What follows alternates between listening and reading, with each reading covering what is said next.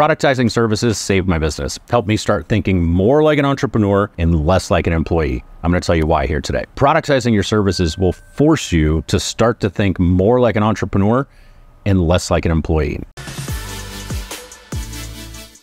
When I started out on my own and I said, I'm going to go be my own boss, right? I left corporate America. I evaluated all of the strengths that I had. I said, you know, I've done a lot of leadership, a lot of team building, a lot of executive sales management, a lot of marketing. I said, okay, I'm going to market all of those strengths to as many people as possible in the hopes that 1, 2, or 10 people say, hey, you know, we could use those strengths in our business. We think Ray could add value to our business based on all of these strengths and what he does. Fundamentally, that's an employer type of mindset, meaning as an employee, I want to say, look at everything that I can do, because you're hiring me for this one particular job, but I can also add value here and here and here and here and here because you're buying all of my time. So the more ways that I can deploy my strengths, the more value I'm going to add to you as an organization. As an employer, likewise, you're saying, well, we're buying all of Ray's time.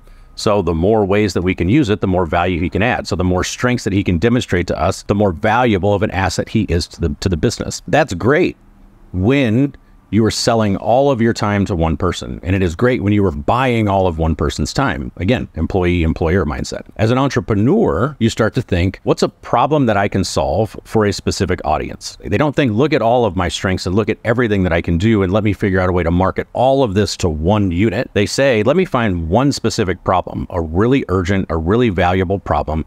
Let me create a solution to solve it, and then I'm going to sell that solution to that audience. That's one of the key differences between the employee and the entrepreneur mindset. You are solving a specific problem for a market and selling that as an entrepreneur. The best businesses have been built by solving a problem. Productizing your services helps you start to think like that. It helps remove the marketing and the focus and everything that you're doing from, look at me and all of the stuff that I bring to the table.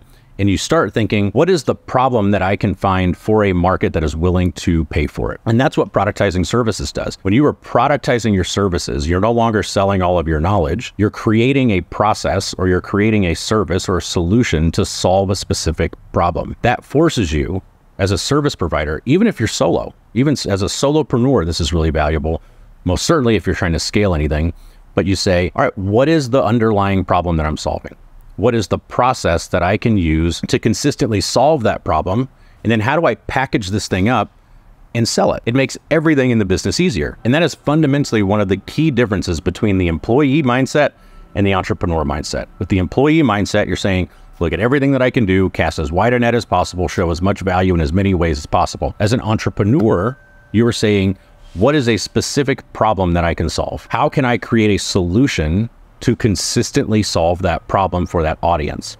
And assuming that they're willing to buy it, I now have a product for a problem. You now know exactly what to talk about. You know exactly who you're talking to. You know exactly how to sell your solution and your process and your service.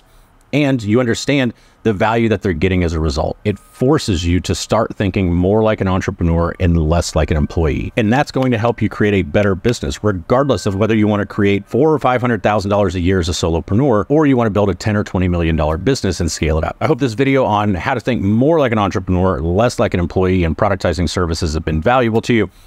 If you like this one, you may like this one.